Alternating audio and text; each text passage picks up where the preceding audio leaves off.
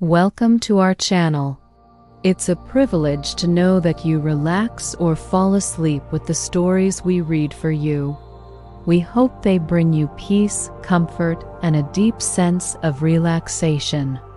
Along with pleasant dreams and gratitude, the stories are based on real-life moments, dreams, thoughts, or wishes of kind souls. If you enjoy our passion and our work, please don't forget to like us, share, or leave a thoughtful comment. It means a lot to us. Enjoy today's story. Take a deep breath, relax your body, close your eyes, and immerse yourself in the story. Thank you for being here together.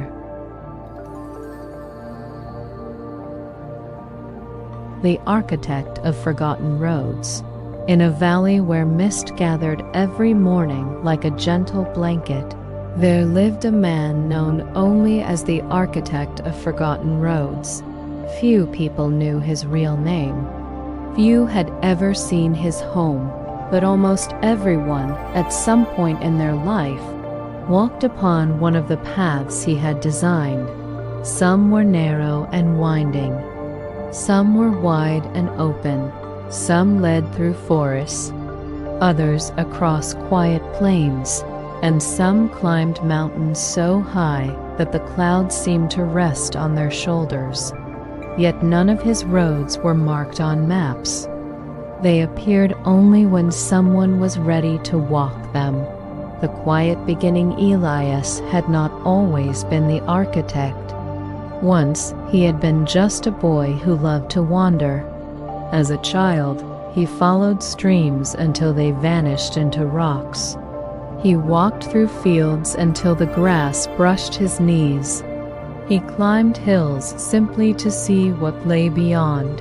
People often asked him, "Where are you going?" And he always answered honestly, "I don't know yet." At first, this worried the adults. They believed that every journey should have some destination, but Elias felt something different inside him. He felt that knowing how to walk was more important than knowing where to arrive. When Elias grew older, he decided he should choose a proper path. So he followed what everyone else followed. He studied what others studied, worked where others worked, spoke the words others spoke. From the outside, his life looked successful. From the inside, it felt empty. Every morning, he woke with a heaviness in his chest. Every evening, he returned home feeling like he had left pieces of himself behind. One night, sitting by his window, he whispered to the stars, "Is this really my road?" The stars did not answer, but something in his heart did, and it said, gently, "No." Turning back is one of the hardest things in life.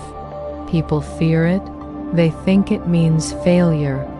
They think it means weakness. But Elias learned that turning back is often the bravest thing a person can do. He left the path he had chosen. Many did not understand. Some were disappointed, some were angry, some warned him, "You are wasting time." But Elias felt lighter with every step away. For the first time in years, he could breathe. After leaving his old life, Elias wandered. He crossed deserts of doubt, forests of confusion, rivers of regret. One evening, he arrived in a vast valley. Before him stretched hundreds of roads. Some glittered, some were dark, some looked safe, some looked dangerous. At the center of the valley stood an old stone pillar. On it were carved these words, "Not every road is meant to be walked, but every road teaches something." Elias sat beside the pillar and listened to the wind. He realized something important. Life was not about finding the perfect road immediately. It was about learning from each one. Years passed. Elias walked many paths. Some led to joy, some led to heartbreak, some ended suddenly. Some looped back to where he began. Slowly, he began to understand their patterns.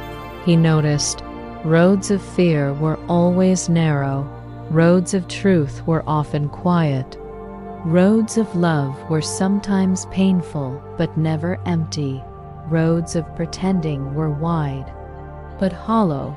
He began to leave small signs along the paths, not directions, reminders on stones.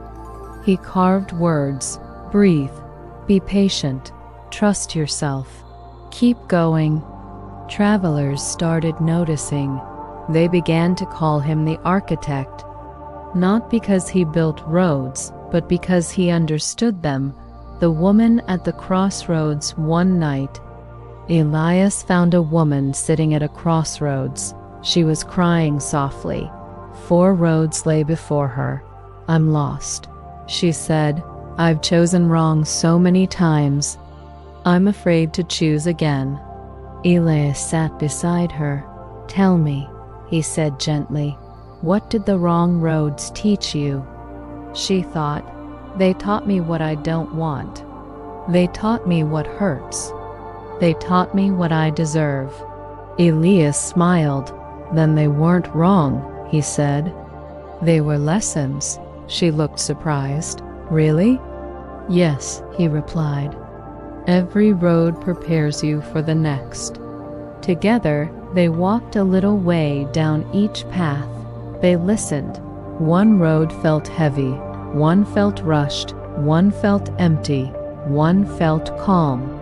She chose the calm one, and she walked with confidence. How to recognize the right road. Over time, Elias discovered signs of the right road. He taught them to travelers.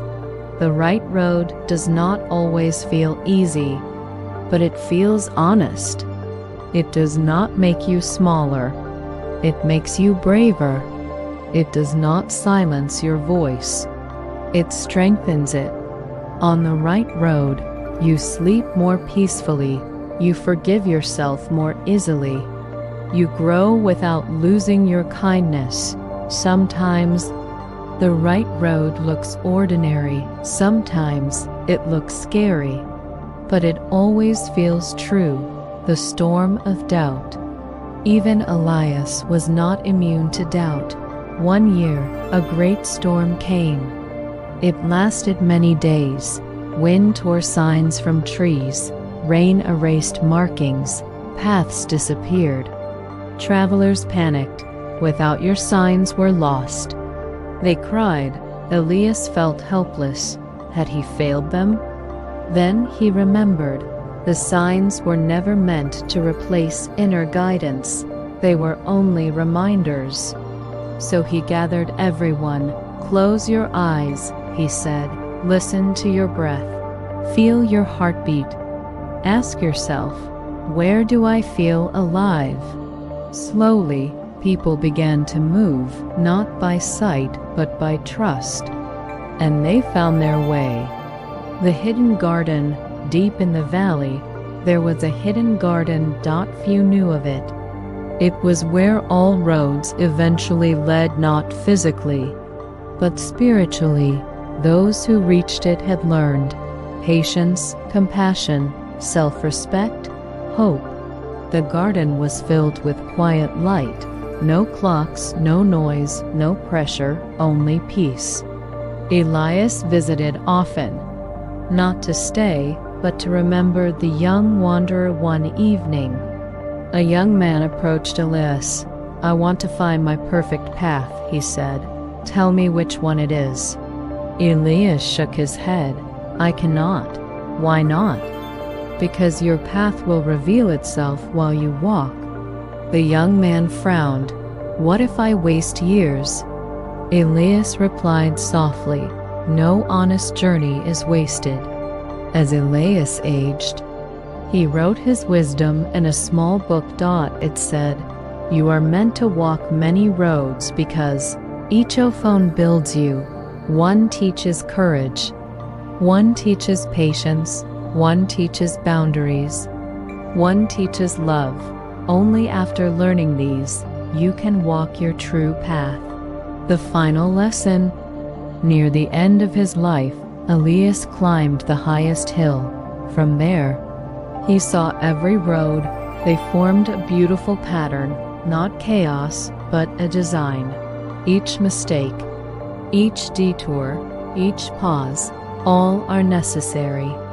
He whispered, "Thank you," passing the torch. Before he left the world, Elias gathered the travelers. "You are all architects now," he told them.